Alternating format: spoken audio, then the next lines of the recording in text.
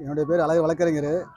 நான் சுமார் ஒரு 10 ஆண்டு காலமாக பொதுமக்களுக்கு என் ட்ரஸ்ட் மூலமாக பல்வேறு உதவிகள் செய்து வருகிறேன். இந்த நிலையில் எதற்காக எலெக்ஷன் நிற்கிறோம் என்று என்னுடைய மக்கள், தாழ்த்தப்பட்ட மக்கள், விளிம்பு மக்கள் எந்த ஒரு பதவியிலும் இல்லை. அவங்களுக்கு தேவையான இடஒதுக்கீடும், அதே போல் பரவலாக 24 வருஷம் இந்த ஏரியாவில் மதுபானங்கள் மற்றும் லாட்ரிகள் இதெல்லாம் ஒழிக்கிறமாக நான் வந்திருக்கிறேன். குறிப்பாக இந்த தடவை ஏடிஎம்க்கு எதிராக நிற்கிறேன். ஏனென்றால் கடந்த வருடம் பரமக்குடியில் மக்கள் 7 பேர் சுட்டுக் கொண்டார்கள். அதற்கு எந்த ஒரு கண்டனமோ தெரிவிக்கவில்லை. இது நீதி கிடைக்கவில்லை.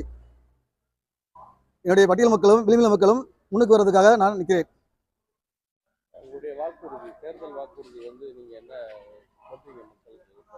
நான் வெற்றி பெற்றால் அனைத்து பெண்களுக்கும் ஒரு தையல் மிஷின் இலவசமாக கொடுத்து அவங்களை தொழில் ரீதியாக பயிற்சி எடுத்து ஒரு தொழில் முனைவர் ஆக்குவேன்.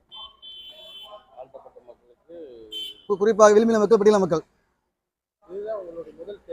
முதல் இல்லை, ஆல்ரெடி நான் எங்கள் அம்மா பகுதி சமாஜில் மாவட்டத்தில் இருந்துச்சு தோல்வி. அதுக்கப்புறம் நான் தலைவர் நன்மை தோல்வி.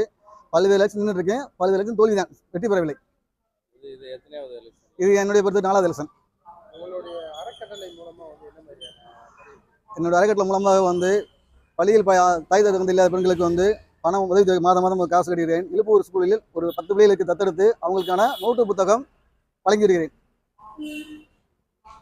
இந்த தொகுதி மக்களுக்கு நீங்க சொல்லக்கூடிய தேர்தலில் இன்னைக்கு பல பெரிய கட்சிகள் பணம் கொடுத்து பரிசு பொருட்கள் கொடுத்து ஓட்டு கேட்க வர்றாங்க, ஓட்டு கேட்குறாங்க அப்படின்னு சொல்லி ஒரு குற்றச்சாட்டு வருது.